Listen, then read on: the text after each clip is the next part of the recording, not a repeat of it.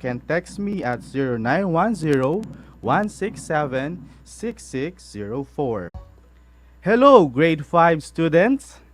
This is just a review on Module 1, composing clear and coherent sentences using the simple aspects of verbs. Let's recall first what tense and aspects are. A tense of a verb shows the time when an action or condition occurs. So in English, there are three basic tenses. We have present, past, and future.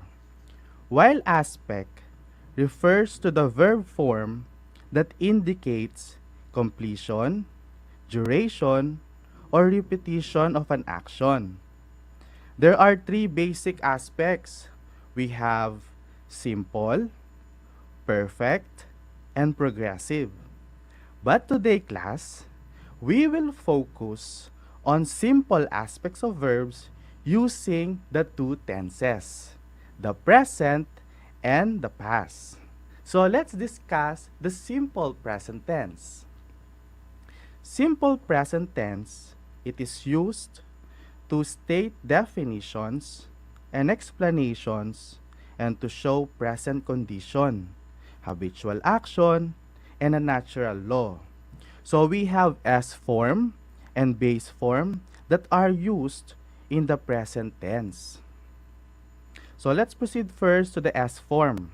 S form of verb is used with singular nouns and with subject pronouns like he, she, and it, while base form of verb goes with plural nouns and with subject pronouns like I, we, you, and they. So let's study these sentences under S form of verb. Number 1 sentence. My teacher prepares lessons for us. So in this sentence, the subject teacher is singular noun. Hence, the verb prepares is used. So the rule is when the subject is singular, the verb must also singular or with S. Another sentence, Ma'am Ellen makes modules every week. It shows that the subject Ma'am Ellen is singular noun. Hence, the verb makes is used. Now, let's have also the base form of the verb. Number 1, example of sentence. All pupils review their lessons every day. Here, the subject all pupils is plural noun, while the verb review is used. Another one. You and I answer the modules weekly. The subject you and I is plural noun, while the verb answer is used. So class, in other words, if the subject is singular, verb should be singular also or with S. But if the subject is plural, verb should be plural or without S or in a base form. Now we have also forms of be, such as am, is, are, and has or have may be also be used. For instance, I am 21 years old. I is the subject and am is the verb. Another example, my parents are both government employees. So parents is the subject and are is the verb. So in addition, class, the simple present tense expresses different actions and conditions. So let's study this set of sentences. First, the engineers leave the country every 2 years. So this sentence expresses habitual action with every 2 years as a time marker. Second, the waiters come from Philippines. They are Filipinos. It shows permanent condition. Third, Johnny's wife runs a restaurant. It expresses present condition or action. And finally, fourth, the family is a basic unit of society. So this last sentence expresses a fact or a general truth. Did you get it, children? I know you are ready to answer our first activity. Now, let's try to answer your activity sheet letter A. You're going to complete the following sentences with the correct verbs in the simple present tense. You're going to encircle your answers. Number 1. Steven feel scared inside the empty house. Number 2. I walk the dog every morning. Number 3. Noe likes bright sunny days. Number 4. The family is or are a basic unit of society. And number 5, we feel bottles with extra water. Again, I will repeat. Number 1, Steven feel scared inside the empty house. Number 2, I walk the dog every morning. Number 3, Noe likes bright sunny days. And number 4, the family is or are a basic unit of society. And number 5, we feel bottles with extra water. All right, let's check your activity. In number 1, Steven feel scared inside the empty house. The answer is feels, because the subject is singular. The verb also is singular or with S. And this sentence is a present condition. Number 2, I walk the dog every morning. The answer is walk. Since the subject is pronoun I, therefore, the verb will be in base form. And this is habitual action. Number 3, Noe likes bright sunny days. The answer is likes, because the subject Noe is singular, therefore the verb will be in S form. Number 4, the family is or are a basic unit of society. The answer is, since family is singular and it expresses a general truth or a fact.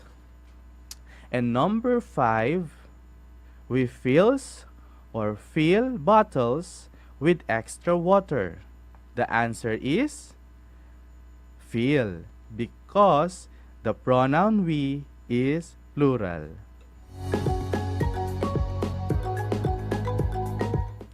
Congratulations for completing your activity.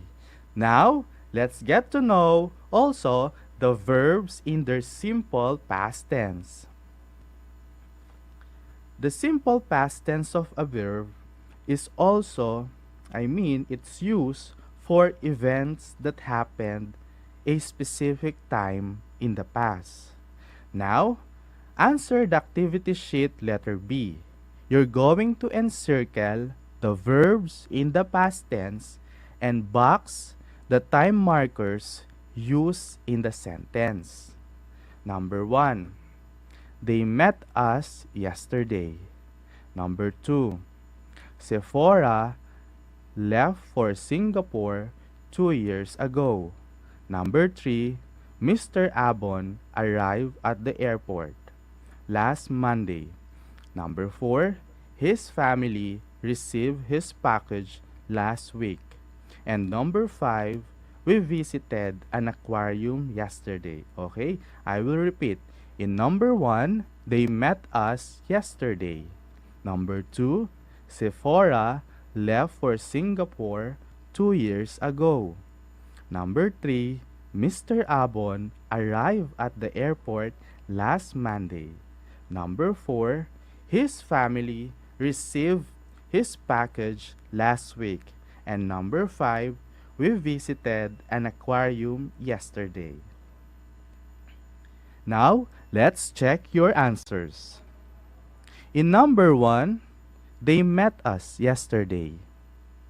Met, okay, children, you're going to encircle the verb in past tense and you're going to box the time markers, okay?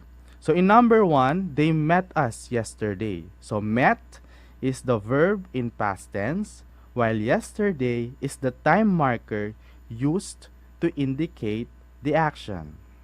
Number 2, Sephora left for Singapore 2 years ago. Left is the verb in past tense, while 2 years ago is the time marker used to indicate the action. Number 3, Mr. Abon arrived at the airport last Monday. Arrive is the verb in past tense, while last Monday is the time marker used to indicate the action. Number 4, his family received his package last week. Receive is the verb in past tense, while last week is the time marker used to indicate the action. Lastly, number 5, we visited an aquarium yesterday. So visited is the verb in past tense, while yesterday is the time marker used. Did you get them all, children? I know you did. Congratulations! Now, we will be moving on regular verbs and irregular verbs. Let's start with regular verbs. Most regular verbs show the simple past tense with the addition of D or ED in the present form. For example, dance. So you add D. Printed. You add ED to make it past tense. And brushed, you add ED. Now, when a verb ends in a consonant Y, change the Y to I and add ED. For instance, carry. You're going to change the Y into I and add ED from carry to carried. Next, when a verb ends in a single consonant after a single short vowel, double the consonant and add ED. For instance, pop. It will become popped. You double the P and you add ED from pop to popped. Next, for irregular verbs. The forms vary, including the changes in their spelling. Examples are left, from leave to left, from make to made, to see to saw. So there are changes in their spelling, okay? Past forms of be such as was, were, and had may also be used. For example, I was a grade 4 pupil last year.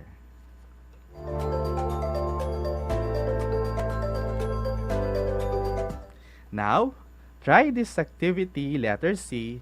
You're going to put a check mark on the item or items observed using the simple present and simple past tense of verbs. You have 15 seconds to answer it.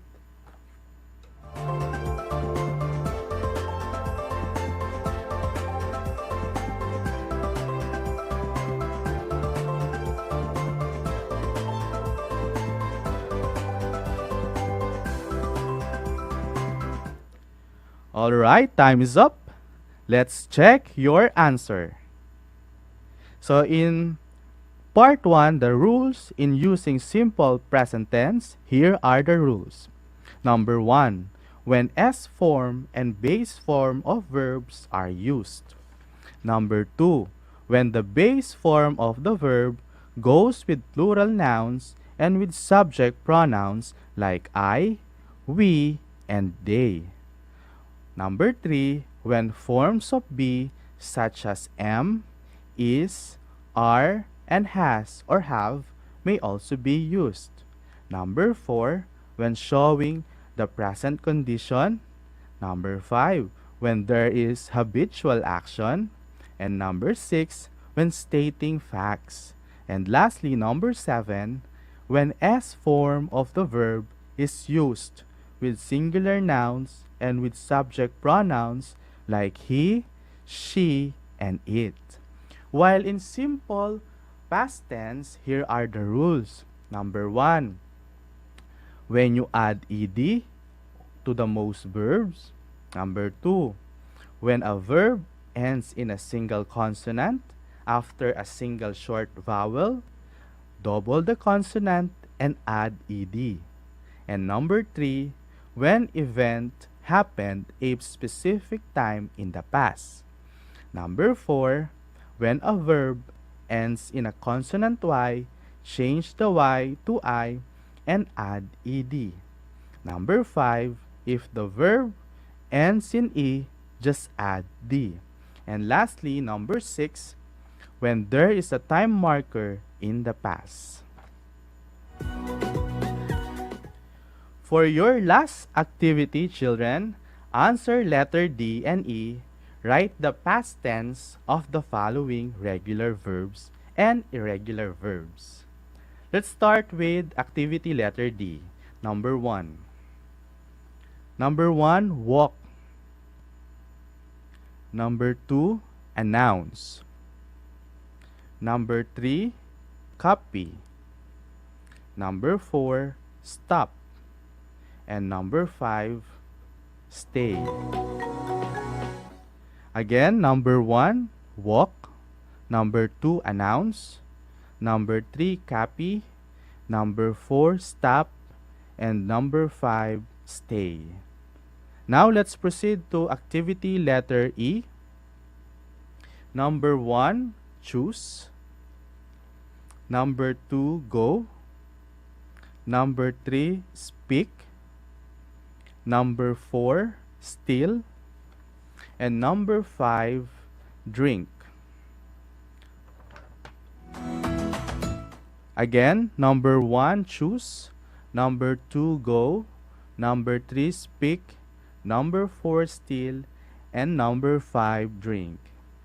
Now, let's check your work. In your activity letter D, the answers are number 1, walked. You add ed. Number 2, announced. You add d. Number 3, copied. You change the y into I and add ed. Number 4, stopped. You double the p and add ed. And number 5, stayed. You add ed. Okay, while activity letter E, we have chose. Number 1, chose. Number 2, went. And number 3, spoke. Number 4, stole. And number 5, drank. Again, we have chose, went, spoke, stole, and drank. Okay, congratulations, grade 5 learners.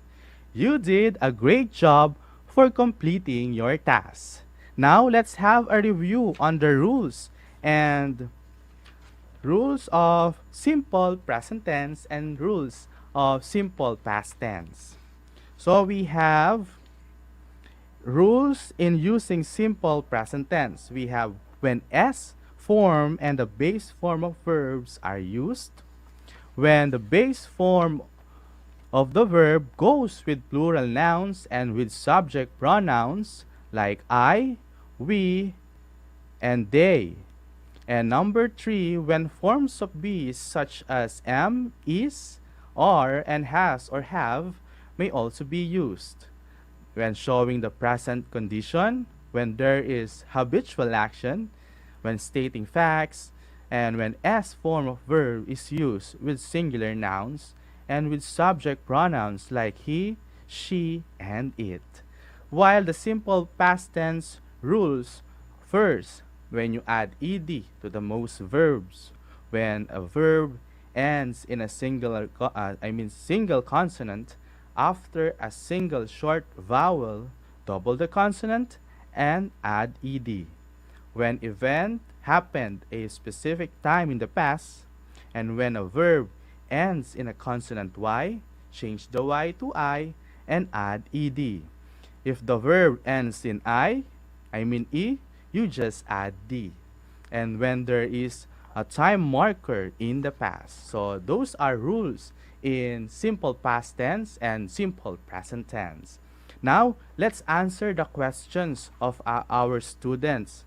So I received a text message from Concepcion. So hello po mga taga Concepcion, especially to Concepcion North District. Ayan, headed by our hardworking PSDS Dr. Rivera.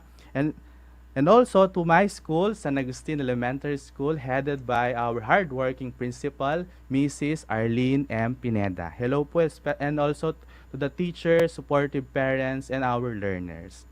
So here is the question po. In Kapampangan po siya. So makananuya po itang number 5, King activity letter D, stay po. Papalitan niya rin po ba in Y? Okay. So when the verb ends with a vowel and Y, you don't need to change it, okay? For example, in our activity letter D, stayed. So you just add ed, all right? So again, I also received another text message from Mayantok. Hello po yung mga taga Mayantok District. Ayan. Mga nanonood po sa Mayantok District, hello po. So, eto po yung tanong niya. May past tense po ba ang read? Opo. So, meron pong past tense ang read. Okay? But, the past tense of read is, you're going to write the same spelling, but different pronunciation. From present tense, read, now in past tense, read. Okay? So, I hope I answered your questions well. So now, I hope children you have learned something on the use of simple present tense and simple past tense of verbs in sentences. After this, you may now proceed in post-listening activity. I am Jonuel S. Malyari, your grade 5 teacher broadcaster in English. Remember the quotation of Dr. Seuss. It says, the more that you read, the more things you will know. The more you learn, the more places you'll go. Goodbye, children. Until next time, happy learning.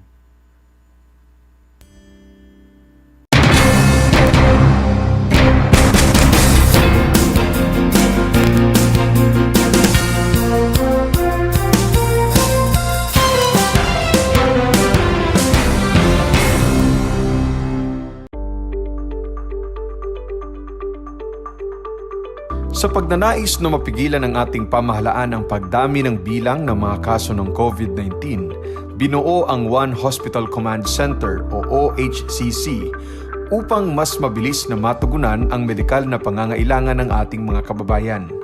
Bukas ang OHCC 24 oras araw-araw. Tumawag lamang sa mga hotline nito sa 0919-977-3333 o 0915-777-7777 o 02-886-50500. Maaari ring i-download ang Pure Force Citizens app sa Android o iOS upang mabilis na matugunan ang sinumang nangangailangan. Layon din ng OHCC na maiwasang mapuno ang kapasidad ng bawat ospital. Kaya't kung ikaw ay kinakailangang tumawag sa OHCC, mabibigyan ka ng libreng preliminary consultation. Para sa mga nangangailangan ng emergency quick response, makikipag-ugnayan ang OHCC sa DOH Bed Tracker at sa mga ospital upang makahanap agad ng pinakamalapit na bakanteng ospital.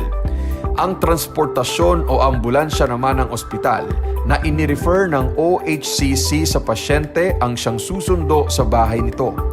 Kaya't kapag ikaw ay nakakaranas ng anumang sintomas ng COVID-19 o nangangailangan ng agarang tulong medikal, tumawag lamang sa OHCC at handa silang tumulong sa lahat ng oras.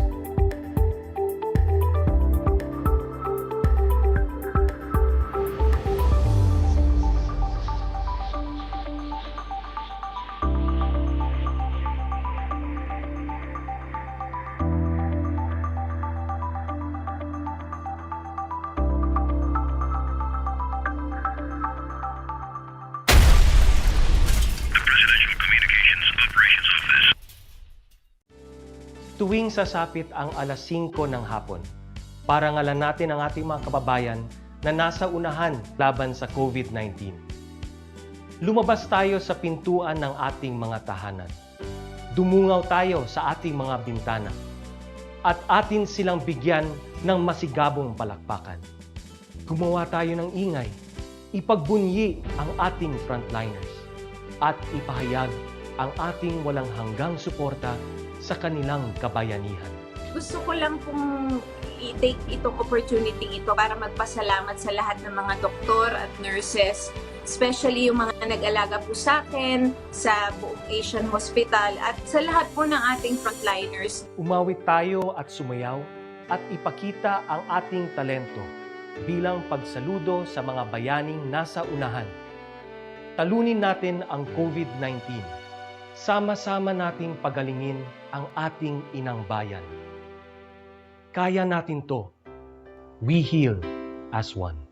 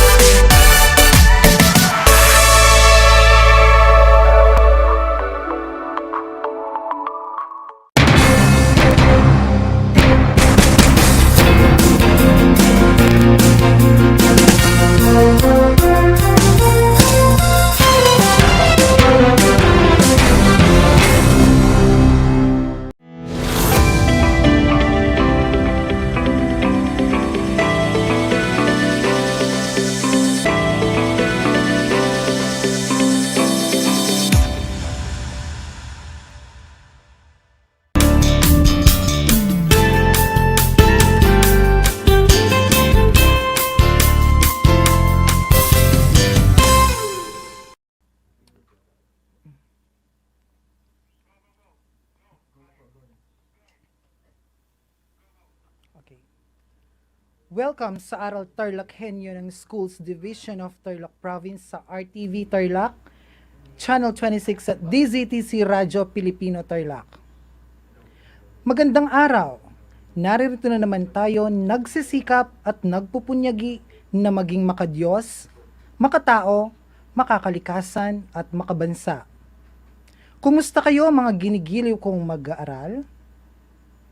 Ang aking pagbati at paghanga sa inyong masidhing pagpupunyagi at pagsisikap sa patuloy na pag-aaral sa himpapawid upang matuto sa kabila ng hamon ng pagkakataon, ang COVID-19 pandemic.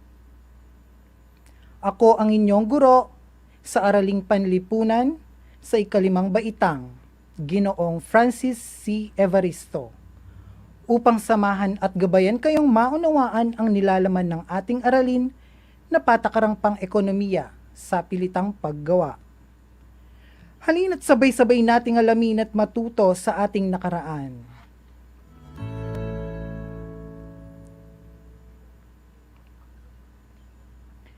Bago pa man tayo magsimula sa ating talakayan, ay narito ang ilan sa mga paalala. Siguraduhin ninyo na nasa isang lugar kayo ngayon na komportable at maayos na naririnig ang panghimpapawid na talakayan. Sa puntong ito, nais kong kunin ninyo ang inyong module sa Araling Panlipunan sa ikapitong linggo, ikalawang markahan, Module 7, Patakarang Pang-ekonomiya sa Pilitang Paggawa. Ihanda na rin ang inyong ballpen at sulatang papel upang maitala ninyo ang mga mahalagang impormasyon na aking mababanggit.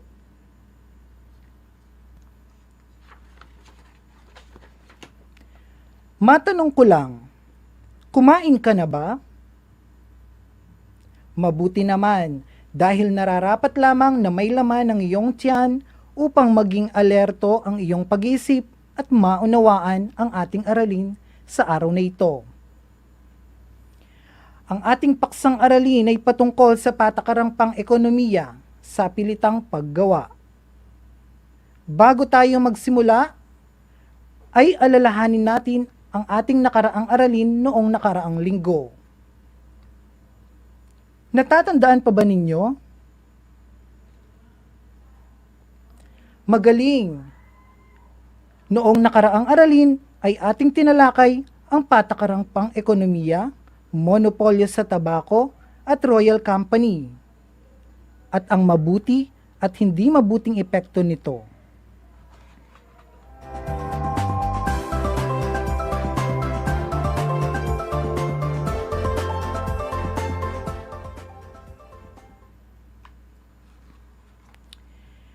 Narito ang mabuting epekto ng monopolyo sa tabako.